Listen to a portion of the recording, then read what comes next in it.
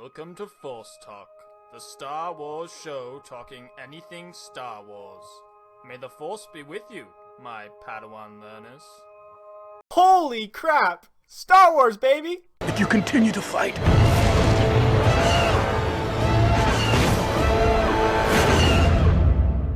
what will you become? Forrest Whitaker has such an underrated voice. I feel like he could be your life coach for anything. If you eat that cookie, there is no turning back. There's no better way to start your day than to wake up to a Star Wars trailer, and Rogue One, a Star Wars story, looks awesome. One thing that struck me right away watching this trailer was tone. It's clearly a much darker, grittier tone than we're used to in Star Wars, and that's a great thing. Star Wars is such a vast universe with thousands of different stories to tell, and the idea of a gritty, in-the-trenches war movie in the Star Wars universe is awesome. I kept imagining how cool this would be if you had no idea that Rogue One was coming, and then you just see news, oh, there's a new Star Wars trailer, but the new one doesn't come out for 2 years. Okay, I'll watch it, I guess. Holy crap, AT-ATs on a beach. I love how this doesn't appear to be the classic heroic journey archetype that we're used to seeing in these kinds of movies. It seems from what we've seen that Felicity Jones's character is not this idealist who wants to save the world. She's a rebellious person who just has some sort of beef with the Empire. And that makes a lot of sense, because I feel like in the back of people's minds, there's this idea that the rebels are all idealists out to save the world and stop the evil Empire. But in reality, they're just a bunch of pissed off people who've probably had friends, family, killed by the Empire, and it's not like they just love the rebels, they just want the Empire dead. Now this is a teaser trailer, so they don't really show all that much, they just show a lot of cool moments, and there were two moments in particular that really got me excited. The first was the shot of Ben Mendelsohn in his all-white Imperial Admiral outfit, just epitomizing what it is to be evil. I was blown away by this guy in Bloodline, so when I heard he was cast in Rogue One, I was so excited, really hoping he would be a villain, and he clearly is, and I just can't wait to see who he plays. The second was obviously the AT-ATs shooting the rebel soldiers on the beach. Yes, AT-ATs, not AT-ATs.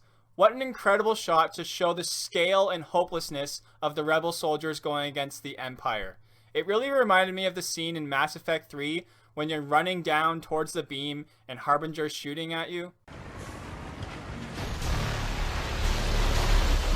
The original trilogy did such a good job in Hoth and Endor and all these battle scenes, but they could never really show a true epic war because of the scale and nature of the effects. But now that we have this technology, the idea of seeing hundreds, potentially, of AT-ATs just storming is amazing, and I can't wait to see that. Rogue One kind of reminds me of Mad Max Fury Road in a way, in a sense that George Miller made his Mad Max movies, but they weren't everything he wanted them to be because he couldn't do all this stuff with the effects they had back in the day. But when he got the chance to do Mad Max Fury Road, he made an incredible action movie, and I see Rogue One in a similar light. In the original trilogy, I'm sure George Lucas would have loved to do bigger, grander battles, but he just couldn't, and he did an amazing job with what he could.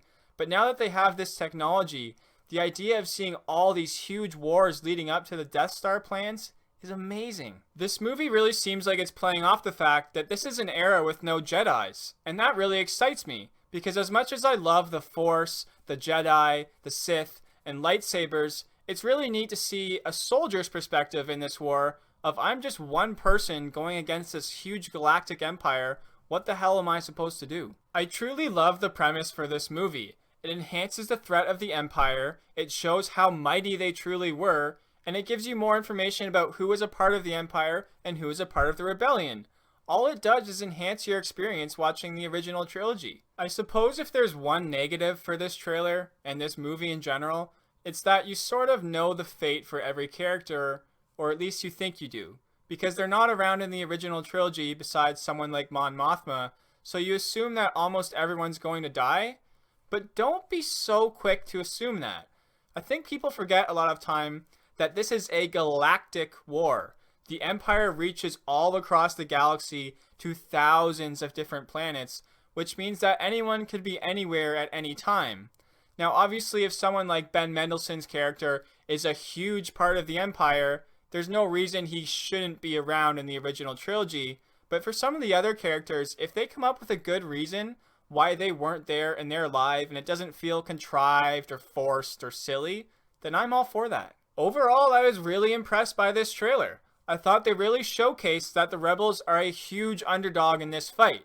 Not only are they going up against this huge, well-organized galactic empire, but they have to try to get all these people from all across the galaxy, all these misfit toys, and band them together to form one formidable resistance. But most of all, I'm just really excited to see a different kind of Star Wars movie. That doesn't mean I don't love the other movies, because I love them to death.